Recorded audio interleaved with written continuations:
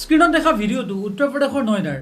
সেইটো আচলতে এটা ফ্লেটৰ ভিডিঅ' সেই মানুহঘৰ থকা যিটো ফ্লেট সেই ফ্লেটৰ যিখন চিলিংখন আছিলে সেই চিলিংখন ভাঙি পৰিছে কপালখন ভাল আছিল যে চিলিংখন ভাঙি পৰা সময়ত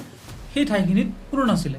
সেই ফ্লেটটোৰ গৰাকীৰ ল'ৰাজনে কোৱা অনুসৰি ল'ৰাজনে ঘৰতে কিবা এটা কাম কৰি আছিল মানে যিখন বিছনা তাতে কিবা এটা কাম কৰি আছিলে সেই ল'ৰাজনৰ লেপটপটো আৰু টেবলেটটো ওচৰতে আছিলে আৰু কাম কৰি থাকোতে তাৰ হঠাৎ বাথৰুম লাগিলে আৰু সি বাথৰুমৰ পৰা যেতিয়া ঘূৰি আহি দেখে যে তাৰ বিছনাখনত মানে যিখন চিলিং ভাঙি পৰিছে মানে যিবোৰ প্লাষ্টাৰ থাকে সেই প্লাষ্টাৰবোৰ ভাঙি পৰিছে তাৰ লেপটপটো ধ্বংস হ'ল তাৰ টেবলেটটো ভাঙিলে এতিয়া সি কোৱা মতে যে মোৰ কপালখন ভাল আছিলে মই বাচিলোঁ এতিয়া সেই ল'ৰাজনে অভিযোগ আনিছে যে আমি ইমান টকা দি ফ্লেটটো কিনিছোঁ আৰু কিনাৰ পাছত যদি আমি এনেকৈ মৰিব লাগে ঘৰৰ ভিতৰত তেন্তে ফ্লেট কিনাৰ অৰ্থ কি থাকিল এতিয়া অসমতো মানুহৰ ফ্লেট কিনাৰ পৰিভৰ বাঢ়িছে এতিয়া সেই ফ্লেটবোৰ যোনে বিক্ৰী কৰে আমি চাব নাযাওঁ বনোৱা সময়ত কেনেকৈ বনায় আমি কেৱল পইচা দি কিনিব যাওঁ গোটেই জীৱনৰ যিখিনি ছেভিংছ সেইখিনি ইনভেষ্ট কৰি মানুহে এটা ফ্লেট কিনে এটা ঘৰ কিনে কিনাৰ পাছত যদি কামটো ভাল নহয় যদি সেই ঘৰটোত যদি মানুহ মৰিব লগা হয় তেন্তে ফ্লেট কিনি লাভ কি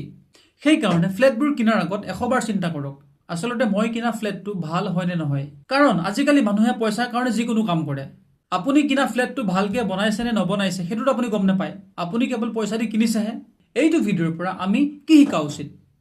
ইয়াৰ পৰা আমি এটা কথা শিকিব লাগে যে আমি থকা ঘৰটো পৰাপক্ষত নিজে বনাব লাগে যাতে ব্যৱহাৰ কৰা যিবোৰ সামগ্ৰী সেইবোৰ জেনুইন হয় লাষ্টিং কৰে নিজৰ যিটো পচন্দৰ ঘৰ সেইটো যেতিয়া আপুনি নিজে বনাব তাত আপুনি কেতিয়াও বেয়া বস্তু ব্যৱহাৰ নকৰে